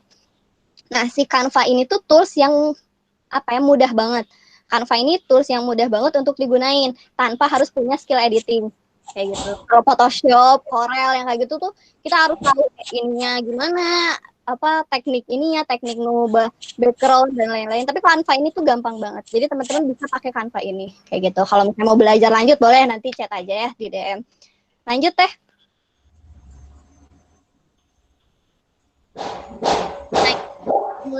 Gimana cara mulai digital marketing? Sebenarnya sama aja ya kayak tadi yang disampaikan sama Bu Nelly sama Bu Ine. Nah, ini cara mulainya itu teman-teman harus tahu produknya. Dan produknya ini tuh jangan ikut-ikutan gitu. Jadi benar-benar teman-teman yakin sama produknya kalian gitu. Nanti lihat orang jualan kerudung ikut kerudung. Orang jualan baju ikut jualan baju. Orang ikutan jualan dimsum tuh Bu Nelly. Terus ikutan juga gitu kan. Jadi teman-teman yakinnya produknya apa gitu. Nah, ketika teman-teman udah yakin, teman-teman buat inovasi kayak gitu. Diinovasiin. Iya, bedanya sama yang lain apa? Kenapa orang harus beli di kalian gitu? Meskipun online ya, kayak gitu. Nah, terus teman-teman harus tahu segmen pasar. Apalagi di online ini tuh kita benar-benar harus tahu segmen pasarnya. Biar apa? Biar kita ketika kita ngeluarin budget, kita nggak boncos banget lah gitu. Kita nggak rugi banget gitu. Karena kalau misalnya di internet ini kita bisa langsung ngebidik, langsung nge-shoot gitu ya, langsung nembak langsung gitu. Makanya nih, teman-teman harus tahu segmen pasarnya. Biasanya kalau kita belajar ada namanya buyer persona, tapi mungkin nanti bisa chat di DM aja ya buat lebih jelasnya. Nah, untuk intinya pertama tuh tahu nih kayak kerudung itu banyak. Mau kerudungnya kayak gimana? Contoh misalnya mau kerudungnya kerudung pastel. Kerudung pastel tuh nggak bisa dijual ke emak-emak gitu ya kan. Nah, kerudung pastel itu jualannya tuh ke anak muda. Kayak gitu, jadi harus tahu. Tapi kalau misalnya kerudung print juga suka kok, Mbak. Kalau suka, jadi masih ini ya semangat muda ya Bu Nelly. Ya. Nah, rata-rata kalau misalnya biar laris nih, misalnya contoh kerudungnya warna pastel, itu kita gendernya otomatis pertama perempuan, terus kalau kita lihat dari segi umur otomatis kita segmentasiin umurnya itu di sekitar umur 18 sampai 25-an. Tapi kalau misalnya udah masuk ke kerudung printing dan lainnya itu bisa masuk ke Mahmud Abbas ya, Mamah Muda, anak baru 1 gitu. Nah, itu bisa bisa masuk. Nah, jadi nanti umurnya berarti segmennya dari umur sekitar 30 sampai 40 misalnya. Jadi benar-benar harus tahu umurnya. Terus dari segi lokasi, sama kebiasaan, sama ketertarikan. Ini tuh apa? Jadi contoh misalnya kita kan jualan kerudung ya. Otomatis kebiasaan cewek tuh apa sih? Oh, kebiasaan cewek tuh dia sukanya OOTD. Ya udah, si kontennya kita nggak jualan tapi soft selling gitu. Jualannya nggak kelihatan gitu. Jadi disambungin TD buat hari ini gitu. Outfit buat hari ini, bagusnya kerudung ini sama ini. Nanti itu secara tidak langsung masuk alam bawah sadar dan orang-orang beli gitu. Makanya segmen pasar ini penting banget kayak gitu. Nah, lengkapnya boleh nanti kita ngobrol lagi di belakang ya. Boleh langsung Teh. Nah, ini ada terakhir ya, ini ada 8 tips digital marketing. Jadi teman-teman yang mau cobain online nih, teman-teman bisa banget gunain tips ini, tapi nggak harus semuanya. Nah, ini ada 8 tips nih, ada apa aja nih di digital marketing tuh. Jadi caranya ya, cara mempromosikannya. Pertama tuh ada SEO. SEO ini tuh Search Engine Optimization. Maksudnya gimana, Tevin? Jadi kalau kita searching di Google ya, itu tuh langsung keluar. Nah, itu namanya SEO, atau ibaratnya tuh dia tuh mesin buat nyari kata kunci gitu kalau misalnya jualannya di marketplace. Jadi ini kalau misalnya teman-teman ngiklan pakai SEO ini misalnya di Google Ads, ini penting banget SEO. Terus yang kedua itu ada content marketing. Kayak tadi kalau content marketing kayak yang tadi udah dijelasin, ini penting banget. Kenapa? Karena tadi pertama yang dilihat konsumen adalah kontennya. Kayak gitu. Kalau offline tuh langsung lihat fisiknya, kalau misalnya online itu pasti dilihat kontennya. Makanya ini penting banget. Nah, next Teh. Nah, ada yang ketiga itu PPC ya. PPC itu pay per click. Pay per click ini apa? Jadi teman-teman harus berani, meskipun baru mulai jualan, tapi harus nyiapin budget. Let's say misalnya teman-teman nih jualannya tanpa modal. Sekarang kan bisa ya jualan tanpa modal. Bisa nge-reseller dulu atau dropship dulu. Nah, itu bisa banget. Nah, tapi si labanya kalian itu benar-benar harus muter di jualannya kalian. Jadi si laba ini diputer kemana? Ke iklan. Jadi yang di awalnya tanpa modal, si labanya ini diputer ke iklannya tadi. Nah, ini tapi kalau misalnya ada modal di awal, nggak usah rugi ya Bu Nelly ya, Bu ini ya. Jadi kalau misalnya ada modal tuh ya udah mending diinvestasiin aja, rugi nggak rugi ya kita udah ngelakuin yang terbaik gitu kayak gitu. Nah, di PPC ini tuh jadi kita iklan, tapi kita bayar iklannya ini tuh hanya ketika orang ngeklik.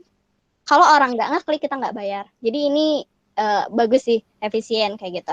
Terus yang selanjutnya ada affiliate marketing. Affiliate marketing itu seperti reseller gitu. Seperti reseller atau dropship kayak gitu. Cuman kalau affiliate marketing ini kita kan kalau misalnya dropship itu orangnya bayar ke kita. Kalau affiliate marketing ini tuh uangnya kita tuh ditahan dulu di ownernya.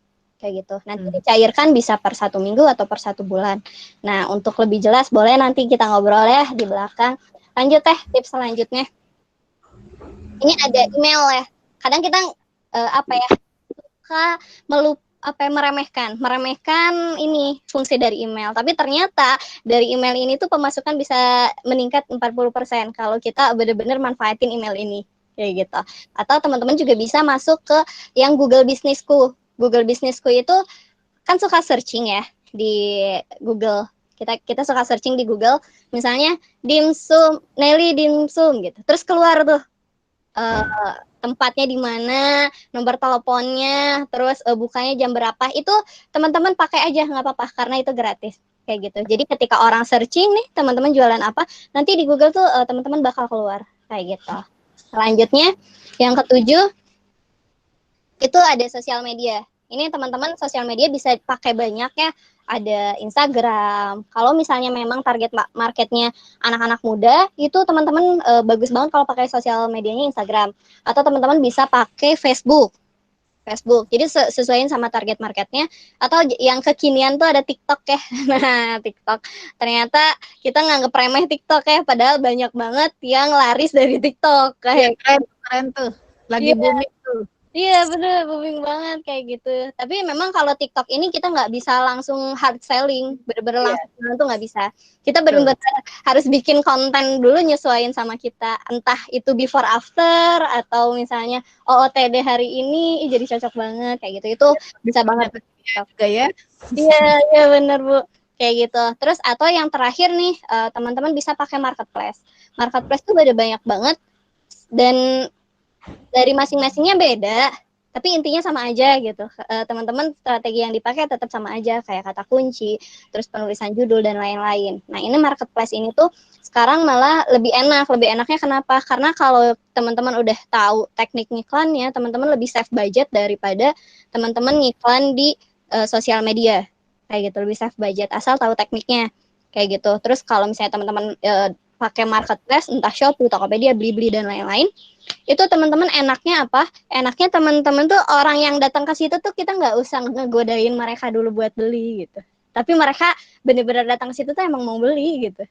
Jadi enak banget lah, ibaratin tuh udah kayak mallnya. Itu kalau marketplace. Nah, 8 tips digital marketing ini teman-teman bisa gunakan, tapi nggak harus semuanya. Pakai aja yang bener-bener buat kalian itu yakin. Buat kalian itu yakin dan bener-bener pede. Dan kalau menurut saya lebih baik step by step gitu. Jadi kalau misalnya mau pakai sosial media dulu ya udah, mending pakai sosial media dulu. Gedein tuh sosial medianya. Baru lanjut lagi masuk ke marketplace kayak gitu. Karena kalau semuanya dipakai sekaligus serentak, apalagi kalau kaliannya masih baru, itu pusing banget kayak gitu. Jadi bisa satu persatu dicocokin aja enaknya yang mana. Kayak gitu. Ya, boleh. Nah, terakhir ya buat teman-teman jauh mangga. Nah, buat teman-teman nih apalagi di sini banyak mungkin di sini mahasiswa ya. Saya ngerasain ya umurnya nggak jauh beda ya. Umurnya nggak jauh beda. Jadi saya ngerasain nih virus-virus anak muda gitu kan. Virus anak muda tuh Kami juga ada virus, Mbak. Sesuai nama. Iya. Nah, kalau menurut saya itu ada 3. Pertama tuh kita tuh update, kita tuh selalu update, tapi kita tuh nggak upgrade gitu. Nggak upgrade-nya apa? Kita tuh selalu update dari leher ke bawah. Leher ke bawah tuh pakaian kita, tas kita, sepatu kita. Pokoknya kita tuh harus matching banget kalau kita foto gitu kan. Kayak gitu. Kita tuh selalu update apa keluaran terbaru, entah makanan, entah apa, kita tuh selalu update. Tapi kita nggak pernah upgrade. Upgrade-nya dari mana? Upgrade-nya itu dari leher ke atas. Ketika kita mau belajar nih, kayak tadi kan ibu-ibu kece Wonder Woman ini kan mereka-mereka ini tuh berani untuk mengeluarkan uang untuk belajar. Bener ya Bu ya? Harus, Mbak. Nah, harus banget. Nah, tapi di anak muda itu kita ngerasa berat, Bu. Karena kita nggak tahu. Ya, nah ini yang perlu diperbaiki gitu. Karena kalau teman-teman bisa upgrade leher ke atas, teman-teman tahu ilmunya, teman-teman bisa tuh lebih upgrade lagi yang leher ke bawahnya kayak gitu. Jadi jangan update tapi teman-teman nggak upgrade gitu. Terus yang selanjutnya tuh teman-teman kadang kita mikirnya bisa nggak ya? Kayaknya saya emang nggak bisa deh bisnis gitu. Yang penting saya emang ngikutin ini aja lah mata kuliah kewirausahaan gitu ya Bu ya. Nah, tapi sebenarnya teman-teman bukan masalahnya bisa atau nggak bisa, tapi mau nggak gitu, mau nggak fokusin bisnisnya, mau nggak jalanin bisnisnya, karena saya yakin banget. Tadi juga Bu ini awalnya nggak tahu ya tentang bisnis, bener ya, iya. Tapi iya bener banget. Tapi Bu ini tuh mau dengan senang hati mau belajar, mau mencoba gitu. Jadi bukan masalah bisa atau nggak bisa, tapi mau nggak teman-teman tuh buat ngejalanin bisnisnya kalian kayak gitu. Dan terakhir teman-teman kita tuh kadang kalau bisnis apalagi masih kuliah kita niatnya ya udahlah tambahan aja gitu ya, coba-coba, jadi coba-coba aja gitu, ya udahlah buat tambahan atau buat menuhin kewirausahaan. Nah itu kalau pertama ketika kita ngelakuin bisnis itu dengan coba-coba atau niatnya sampingan gitu, karena saya ngerasain waktu kuliah tuh saya bisnis tapi saya nyoba aja gitu, ya udah gitu kan, saya nggak fokus gitu. Tapi kalau teman-teman niatnya sampingan bukan beneran, bisnisnya nggak akan pernah besar kayak gitu, pasti bakal up and down-nya itu benar-benar kerasa. Tapi kalau misalnya teman-teman benar-benar fokus, oh ini aku mau benar-benar besarin bisnis aku, itu pasti bakal ngerasa gitu ketika ada di titik terbawah atau misalnya modalnya habis gitu, produknya juga habis gitu ya, kendala keuangan. Nah, itu teman-teman bisa bangkit lagi. Tapi kalau misalnya memang niatnya sampingan, itu berdasarkan niat kan. Allah tuh selalu menilai kita berdasarkan niat. Niatnya sampingan ya pasti hasilnya sampingan. Tapi kalau misalnya teman-teman niatnya beneran bangun bisnis, pasti hasilnya pun bakal beneran gitu. Kayak gitu. Jadi meskipun kalian masih kuliah atau masih belajar gitu kan, nggak apa-apa. Jadi prioritas pertama itu kuliah, prioritas kedua itu bisnisnya kalian. Daripada nongkrong-nongkrong nggak jelas, itu bener-bener wasting money banget ya, wasting time kayak gitu sih. Nah, terakhir ya, kalau misalnya ada yang mau ditanyain boleh nanti di sesi akhir, atau misalnya mau private juga boleh ya, nanti di DM aja Instagramnya. Dan terakhir teman-teman, enggak closing statement ada. Nah, terakhir kalau dari saya tuh, kalau ibaratkan bahagia gitu ya, kita tuh nggak perlu bahagia dulu baru kita tersenyum, tapi kita tuh harus tersenyum dulu baru kita bahagia. Sama juga dengan bisnis, bukan menunggu dulu untuk sukses atau bukan menunggu dulu untuk bisa untuk memulai, tapi memulailah untuk sukses. Ya teman-teman, di note, bukan menunggu sukses untuk memulai, tapi memulailah untuk sukses. Iya kayak gitu. Paling sekian dari saya. Kalau misalnya ada pertanyaan, mangga. Terima kasih Bu, mangga. Thank you Feni, luar biasa. Tuh Bu Nelly, Bu Event, kalau anak muda kayak gitu tuh. Jadi yang kekiniannya gitu ya, yang dimunculkan keren. 4.0 betul-betul. Iya betul. Nanti kita kolaborasi dengan Vini ya, ibu-ibu. Ajakin teman-teman yang lain yang belum pakai IT. Yang saya bisa petik dari Vini tadi bahwa betul ya, inovasi itu harus selalu. Jadi upgrade itu jangan ke bawah aja, nggak penting. Yang upgrade tuh di atas. Jadi berisi gitu loh, inovasinya jelas, kreativitasnya jelas, supaya produk yang kita hasilkan juga menarik. Bukan hanya mahal tetapi menarik gitu ya. Lalu fokus. Oke, Vini fokus. Karena sesuatu juga kalau tidak fokus, nothing lah ya, nanti hasilnya juga setengah-setengah. Oke Vini, thank you. Mungkin nanti ibu-ibu atau teman-teman yang lain yang mau jualan, kita mulai menggunakan PPC ya. Jadi kalau orang nggak klik, kita nggak bayar. Kalau saya sih kayaknya kayak gitu ya, Vin. Nanti ajarin saya juga, Vini. Oke, sekarang kita masuk kepada pertanyaan. Silahkan, nanti panitia bisa bantu. Ada pertanyaan yang sudah masuk, silahkan. Oke, thank you. Ini yang udah ada di sini, saya bacakan gitu ya, panitia.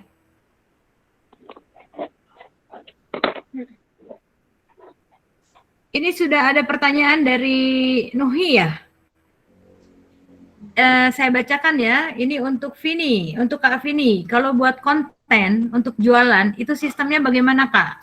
Langsung bikin, apa maksudnya ini? Sebentar. Langsung bikin grand design untuk setahun atau nyicil tiap mau upload baru dibikin? Silakan dijawab, Vin. Thank you buat pertanyaannya. Ya sih, itu pasti bingung banget ya di awal. Apa dulu yang harus dibuat gitu kan, kontennya gimana. Nah, jadi buat teman-teman nih yang baru banget mulai bisnisnya, konten itu pertama harus gimana? Pertama itu teman-teman kalau misalnya mainannya marketplace, udah tentu yang dilihatkan itu produknya kayak gitu. Tapi kalau misalnya memang mainannya sosial media, contoh Instagram, itu kalian itu lebih baik membesarkan Instagramnya dulu. Maksudnya gimana? Jadi kontennya itu nggak jualan. Maksudnya kontennya nggak jualan gimana? Contoh, suka lihat ini kan ya, kayak misalnya ini deh, maaf ya kalau ada cowok, ini pembalut, misalnya charm atau apa, itu kalau teman-teman perhatikan si Instagramnya ini dia nggak melulu bahas tentang pembalut, tapi bahasnya zodiak. Zodiak kalau misalnya lagi dapat kalau zodiak ini gini ya, gini kayak gitu kan. Atau misalnya teman-teman bisa bahas tips, baru di situ diselingin dengan kontennya jualannya teman-teman. Jadi biar apa? Jadi pertama itu kalau misalnya teman-teman mainnya di Instagram atau di Facebook, kita naikin dulu orang tuh apa ya, engagement-nya atau apa ya, hubungan mereka sama kita kayak gitu. Nah makanya untuk buat konten ini teman-teman kalau misalnya keberatan untuk setahun, kayaknya setahun keberatan deh kebanyakan kayak gitu, teman-teman bisa buat per minggu. Kalau saya tuh biasanya tim atau saya sendiri tuh kita buat satu hari ini tuh bener-bener buat bikin konten buat berapa lama, kontennya buat 1 minggu 7 hari. Kalau misalnya sehari 1 otomatis ada 7 konten. Nah, kalau misalnya sehari 3 otomatis ada 21 konten. kayak gitu. Nah, terus ini kita harus mantengin postingnya ya. Enggak, teman-teman tenang aja. Jadi Facebook ini udah menyediakan tools gratis. Jadi teman-teman tinggal setting aja namanya Creator Studio ya. Creator Studio. Teman-teman bisa pakai tools ini. Jadi kalian bisa posting aja, diatur jadwalnya misalnya buat hari Senin jam 5 atau misalnya jam 7 malam, 5 sore itu bisa dijadwalin. Jadi pakai tools Creator Studio. Jadi alangkah baiknya nggak usah langsung setahun karena itu keberatan. Lebih baik waktunya dialokasiin buat cari yang lain. Gitu sih paling. Oke, thank you. Mudah-mudahan saya ngerti kok, saya paham walaupun saya bukan milenial ya, saya kolonial. Nuhit. Bubu ini update. Kalau tapi teman-temannya milenial Bu. Iya benar, mudah-mudahan ke bawah milenial nih. Oke, selanjutnya dari Elvira saya mulai dari nanti bisa dijawab Bu Nelly, lalu Bu Ine, lalu Bu Vini ya, Ibu Teteh. Nah gini, apakah di dalam selama usaha itu katanya pernah jatuh gitu ya? Nah pada saat jatuh Bu, bagaimana bangkit kembalinya itu bagaimana, lalu bagaimana kita preventif agar tidak lagi tertipu dan lain sebagainya. Mungkin Bu Nelly dulu silakan. Iya Bu, saya sapa dulu teman-teman WJS-nya sudah hadir di sini Bu. Banyak teman-teman WJS nih Bu yang sudah. Thank you. Iya, selamat datang. Selamat datang teman-teman WJS, Pak Trainer tangguh semua nih. Ya, keren. Buat sahabat saya di Qatar, Wahyu. Kenapa diam saja? Hasan. Oke. Hasan, Wahyu Hasan.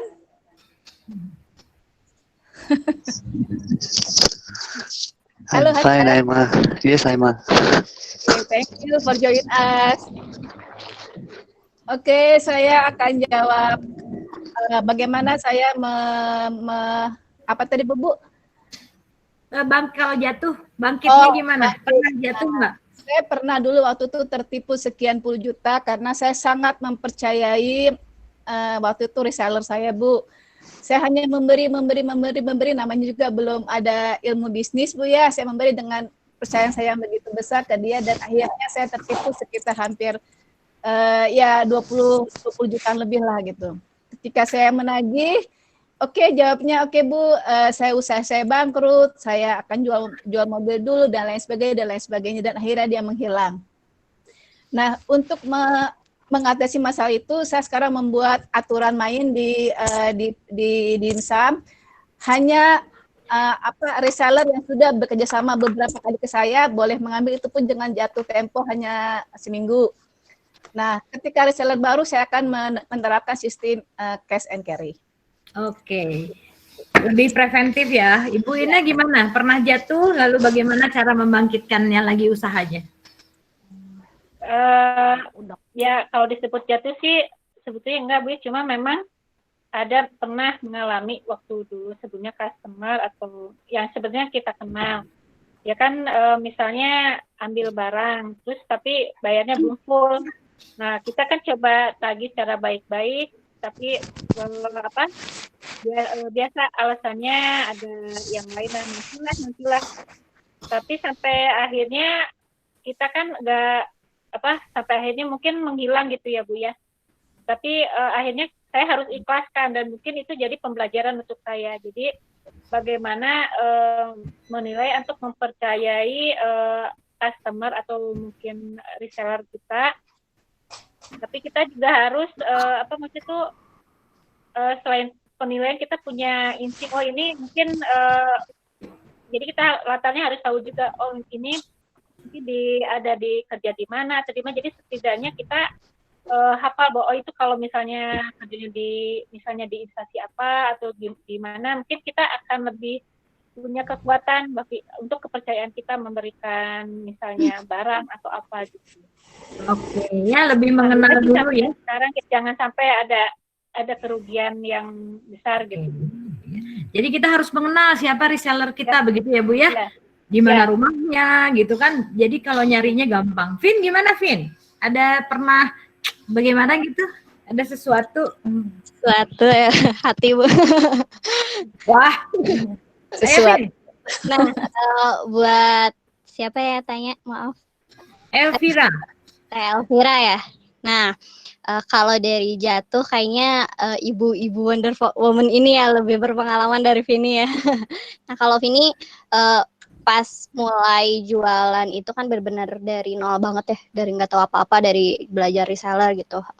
Dan jujur karena anak muda emosinya labil kayak gitu, dan akhirnya ini nih yang perlu jadi catatan teman-teman tuh, keuangan kayak gitu ya. Jadi Vini itu karena nggak bisa ngelola keuangan dan ya gitu ya, jadi kebawa emosi, jadi kayak seringnya tuh habitnya itu makanya lingkungan tuh bener-bener ngaruh, jadi selalu berlingkung dengan orang-orang positif. Dulu tuh Vini sampai nonton tuh udah berkali-kali, nonton ke bioskop kan lumayan ya. Terus makannya benar-benar makanan yang junk food kayak McD dan lain-lain. Alhasil si uangnya nyampur dan ujung-ujungnya Vini tuh kelilit amanah ya, kelilit utang tuh sampai di 100 lah, lumayan lah kalau dihitung-hitung. Nah, itu benar-benar jadi pembelajaran, dan jujur kalau misalnya udah di titik itu kan kita ngerasa, apalagi masih muda gitu ya, aduh ngomong ke orang tua nantinya marah gitu kan. Terus akhirnya ujungnya ngadepin sendiri gitu. Tapi benar ketika di situ benar-benar ngerasa aduh kok gini banget ya, tapi emang diulik-ulik emang salah saya sendiri gitu kan. Nah di situ, tapi ketika di titik udah lemes banget kan, kalau misalnya udah banyak orang-orang yang nagih itu udah lemes banget kayak gitu, kayak udah bener-bener tertekan gitu kan. Mana biasanya kalau udah kayak gitu bisnisnya ngaruh, bisnisnya tuh nggak naik. Kayak gitu, bisnisnya nggak naik, dan di situ mungkin kalau menurut Vini di situ titik Vini yang wow gitu.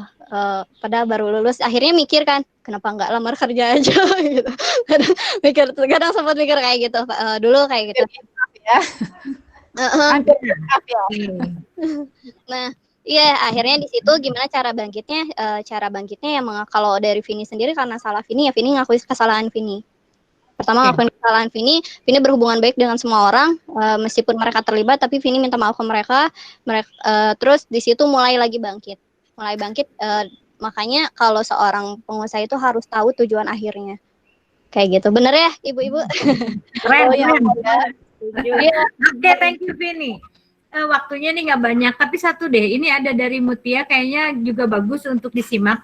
Boleh Bu Nelly, nanti Bu Ine, terus Vini. Bagaimana sih kita mempertahankan konsistensi terhadap produk kita? Kadang-kadang kan ayah seblak, kayak ada Milo kepa, pokoknya mah tergantung arus gitu. Tapi kan ibu-ibu di sini sama Vini kekeh gitu ya. Dia konsisten gitu terhadap produknya. Gimana tuh yang membangkitkan sehingga tidak mau pindah ke lain hati? Mangga Bu Nelly. Cara paling sulit dalam bisnis adalah mempertahankan bisnis kita. Cara paling mudah adalah kita pindah-pindah bisnis itu mudah, tapi yang mempertahankan itu yang paling sulit. Gimana caranya? Kalau saya sih caranya meyakinkan diri saya bahwa produk saya itu emang produk yang keren. Rada pede ya. Jadi saya terus membuat inovasi-inovasi yang dapat diterima masyarakat. Saya terus berusaha dengan yakin bahwa produk saya itu adalah produk yang sangat dibutuhkan masyarakat, karena satu, produk saya adalah kuliner. Setiap orang butuh makan. Terus kedua, segmen anak muda itu segmen anak muda yang senang mencoba, saya lihat ya. Jadi ketika kita mengeluarkan produk baru setiap tahun dengan continue, mereka akan selalu penasaran seperti apa sih Bu produknya, seperti apa sih Bu produknya. Itu sebenarnya yang buat produk saya terus bertahan. Oke, gitu. Terima kasih. Mungkin Teh Ine mangga konsisten ya. Ya, untuk konsisten mungkin saya menambahkan inovasi. Jadi bagaimana caranya customer atau pelanggan itu tidak bosan gitu. Jadi tadi tapi tetap kita punya ciri khas sendiri yang kita tetap bawa. Jadi misalnya kayak saya kan berfokusnya di batik. Nah, jadi bagaimana caranya batik ini bisa dipakai tapi dengan wajah yang baru gitu. Misalnya kayak tadi sebelumnya kan saya kulotnya biasanya full batik. Nah, kemudian saya coba untuk diambil dengan kombinasi polosan. Nah, untuk yang sekarang mungkin yang terbaru saya aplikasikan batik dengan ecoprint gitu. Udah ya? Udah selesai ya? Halo? Halo? Bu. Iya. Oke, Vin, ada telepon. Silakan, Vin. Kumaha, Vin? Konsisten di bidang IT. Nggak pengen jualan surabi gitu, Vin? Emang jujur emang Aku sulit. jualan seblak. Iya, Ayo, Vin. pengen banget. Nah, kalau dari Vini sendiri pertama pakai, percaya baru promosi. Jadi kalau teman-teman udah pakai produknya, teman-teman percaya sama produk sendiri, pasti teman-teman bakal pede meskipun banyak saing di luar sana. Kayak gitu, Mbak. Iya, kayak gitu kalau dari Vini, kayak gitu. Oke ya, jadi yang pertama semua sama ya, percaya diri bahwa produk kita ini paling keren. Jadi Iya, mau diapa-apain juga PDW pokoknya konsisten gitu ya. Kita akan karena konsisten tuh bagus. Jadi kita tahu kelemahan-kelemahan atau kesalahan-kesalahan yang dibuat. Daripada kita pindah-pindah produk nanti salahnya berbeda. Jadi kita nggak mungkin bisa memperbaikinya dengan cepat dan dengan cermat. Satu lagi panitia masih ada nggak? Ini ada pertanyaan untuk Neng Vini nih. Teh Vini katanya, bagaimana sih supaya menarik minat pelanggan pada saat kita memarketkan produk kita atau terjun ke dunia reseller? Ini untuk Teh Vini, mangga? Cara meyakinkan berarti ya. Tergantung dari ininya, dari medianya mau pakai yang mana. Kalau misalnya memang teman-teman mau di medianya media sosial, lebih mudah sih ini media sosial. Nah itu pertama itu teman-teman harus ikat dulu hatinya gitu ya, harus dekatan dulu sama mereka. Gimana ya tadi dari konten tadi kayak gitu. Terus biar mereka yang beli ke kita, biar nggak ke orang gimana? Ya tadi teman-teman tuh harus tahu segmennya dulu. Kalau teman-teman segmennya aja nggak tahu harus jualannya kemana. Kerudung teh aku jualan kerudung, jualannya kemana? Ya ke cewek. Kan itu udah blunder tuh, segmennya udah blunder kayak gitu. Jadi gimana caranya biar mereka yakin? Pertama, kalau dari segi produk kan pasti inovasi. Terus yang kedua dari kontennya itu benar-benar harus menarik karena konten itu nomor satu. Ketika mereka berani buat sharing, jadi kalau di Facebook kan ada fitur share, di Instagram juga ada fitur share. Nah kalau mereka udah berani nge-share, otomatis banyak nanti engagementnya tuh ke kita kalau di media sosial. Paling kalau misalnya emang mau lebih tahu lanjut di DM aja kali ya Bu ya, biar nggak terlalu waktu kayak gitu. Nah, panitia mungkin ini waktunya kan ya tidak banyak. Sebetulnya kami menyediakan ini loh banyak hadiah untuk penanya-penanya yang keren-keren tadi. Juga kayaknya ada juga nih gift dari Teh Ine ya, dari Bu Ine luar biasa. Mungkin nanti panitia yang menyampaikan kepada adik-adik semua atau ibu bapak yang ada di sini. Jadi tadi juga ada sebetulnya satu lagi katanya Teh Vini. Bagaimana sih menentukan, maaf ya satu lagi, bagaimana mendapatkan segmen pasar yang tepat untuk produk kita di sosial media? Tolong dijawab, Teh Vini. Anak muda kayaknya lebih tertarik online nih. Iya, makanya, ayo silakan. Karena nggak ada dunia lain Bu selain megang gadget. Ya betul, dunianya anak muda ya. Iya. Dijawab, Vin. Nah, untuk gimana caranya, tadi gimana Bu? Buat segmen pasar. Iya, yang tepat. Jadi ada namanya, kalau di bisnis tuh ada namanya buyer persona. Kalau di online tuh ada buyer persona. Buyer persona itu teman-teman memposisikan dirinya teman-teman tuh sebagai pembeli kayak gitu. Jadi contoh kayak tadi kita contohkan dengan kerudung. Kerudung ini tuh buyer personanya pertama dari teman-teman harus tulis nih, harus tahu gitu. Pertama tuh jadi jangan langsung pukul rata semua. Enggak, meskipun itu kerudung tuh emang semua orang bisa beli gitu. Nah, tapi harus tahu nih segmen yang tepat biar laris. Pertama dari tadi, yang tadi di slide sih sebenarnya udah Vini jelasin ya, boleh diulang nih sama Vini. Pertama dari gender ya, kalau di online itu pertama dari gender, cewek apa cowok. Nah, pasti cewek kalau kerudung. Terus kedua dari usia. Benar-benar harus menganalogikan, si pembeli saya namanya Diana. Diana ini dia usianya 18 sampai 25 tahun. Diana ini tuh dia pekerja, dia punya gaji. Jadi teman-teman harus tahu segmennya tuh dia kerja atau enggak kayak gitu. Nah, itu terus juga dari lokasi itu teman-teman mau menargetkan dia di kota atau di pinggiran sesuai dengan produknya. Terus selanjutnya juga teman-teman bisa selain itu dari habit itu dari kebiasaannya. Contoh karena si Teh Diana ini dia sukanya nonton drama Korea, dia juga si Teh Diana ini tuh suka nonton itu artisnya itu siapa ya yang lagi booming tuh, idol tuh Tiara Andini misalnya, atau misalnya Syahrini kayak gitu. Itu penting Itu penting banget. Kenapa? Karena ketika teman-teman iklan itu bisa jadi target pas segmennya di situ. Kayak gitu. Jadi Oke, Vin. Ya. Satu lagi tapi dijawab dengan singkat padat. Ini keren banget nih. Dari Riztika ya. Teh Vini. Promosi itu di sosial media, di IG ya. Lebih baik akun private atau enggak ya? Jika tidak private kan otomatis orang hanya melihat aja tanpa memfollow. Sedangkan tujuan kita kan menambah engagement tentunya. Harus banyak yang follow. Gimana tuh? Katanya jawab, Vin. nih ya, dan singkat yang padat enggak. Jadi kalau di private orang tuh mau keliling ke tokonya juga udah tutup tokonya gitu kan. Tapi kalau misalnya dibuka, kalian tuh ada namanya insight, fitur bisnis di Instagram tuh ada insight. Jadi kalian bisa tahu meskipun mereka nggak beli, tapi kemungkinan dia balik lagi. Kayak gitu. Dan kalian bisa tahu itunya Bu, insight-nya berapa orang yang datang tiap harinya gitu. Siap. Keren banget. Saya kembalikan ke ini ya. Keren-keren sebetulnya kita masih banyak pertanyaan tapi karena waktu sudah hampir habis. Sepertinya waktunya Ibu ya. Nanti kita offline aja ya, Bu Nelly sama Bu Ines sama Vini. Ya.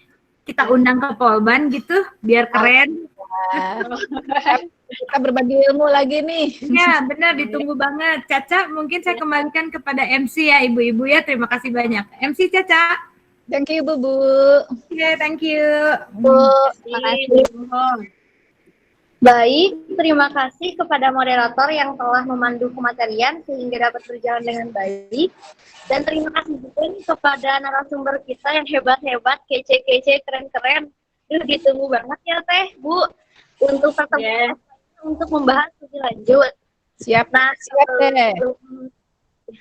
Sebelum penutupan kita adakan foto bersama, maka dari itu dimohon untuk para peserta dan panitia semua untuk on kamera ya, kita foto dulu. Ayo pada dibuka itunya kameranya.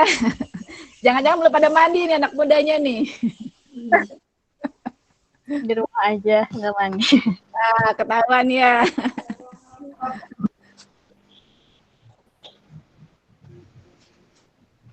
Ya, baik. Satu yang motor udah siap, Salman.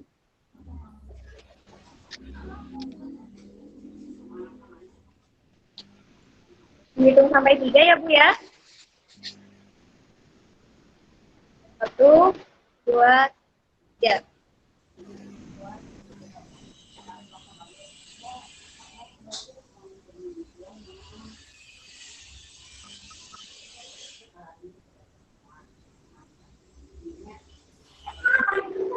Ya, baik. Terima kasih sekali lagi. Dan kesimpulan yang dapat saya ambil nih dari narasumber yang kece-kece ini, yang pertama, tidak ada yang instan gitu. Semua itu mulai dari letih-letih dulu, baru bisa menjadi besar. Lalu yang dapat saya ambil berikutnya adalah harus ada inovasi untuk bertahan di masa pandemi tentunya, dengan membuat keunikan tersendiri. Selanjutnya memelihara customer dengan reseller. Selanjutnya harus ada motivasi, harus ada kerjasama, dan yang paling utama nih kata Ibu Nelly itu adalah serius, ya Bu. Iya betul. Selanjutnya cara marketing online yaitu dengan yang baik. Ada satu lagi yang saya ingat dari Teh Vini, jargonnya nih yang bukan menunggu sukses untuk memulai, tapi mulailah untuk sukses. Wah keren banget ini. Semoga kita bisa mengaplikasikan di kehidupan sehari-hari, bisa bersemangat untuk memulai dan tidak takut untuk mencoba, seperti itu. Nah, sebelum ditutup, saya akan menginformasikan kepada para peserta, jangan dulu keluar ya, karena ternyata masih ada banyak door prize loh. Nah, bagi yang penasaran dan bagi yang ingin mendapatkan door prize-nya, yang pertama, setelah penutupan nanti berlangsung akan di-share link absensi sehingga untuk pengisi absensi pertama itu akan mendapatkan door prize yaitu e-money sebesar 50.000. Jadi setelah di-share linknya langsung cepet diisi ya absennya. Keren. Door prize sosial media nih, di mana untuk 5 orang pemenang mendapatkan e-money sebesar Rp30.000. Caranya, keren. Caranya yang pertama dengan follow IG @virus_polban, dan jangan lupa di follow juga ya YouTube-nya di @ukm_virus_polban. Selanjutnya mengikuti webinar ini tentunya, lalu repost postingan webinar Woman Cleaner Tangguh di Tengah Pandemi dengan menyertakan hashtag giveaway webinar entrepreneur, dan yang terakhir adalah like, comment, dan di postingan ini serta tag 3 orang teman kamu. Untuk lebih lengkapnya akan saya share di grup peserta ya teman-teman. Nanti untuk pertanyaan lebih lanjut mungkin boleh di grup peserta. Ya. Alhamdulillahirrahmanirrahim, telah selesai acara dari webinar Women Planner ini. Oh ya, ini ada dari Teh Vini, katanya kalau misalkan mau nanya-nanya detail boleh ke IG-nya ya, di follow sekaligus di DM. Alhamdulillahirrahmanirrahim.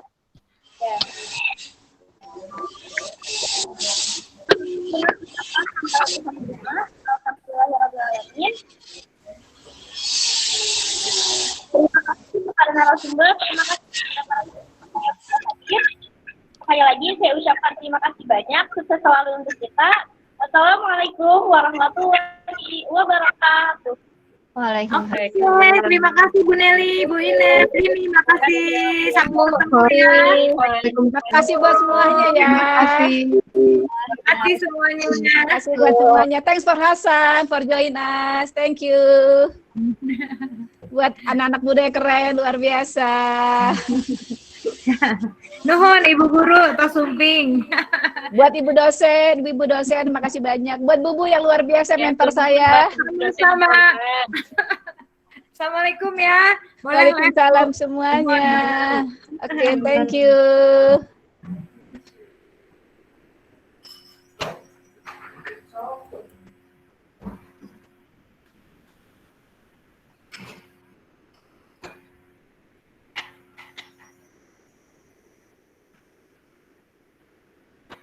Wah, hebat pesertanya sampai 100 lebih. Mantap, Bu. Alhamdulillah. Alhamdulillah. Hebat emang. Terima kasih semuanya.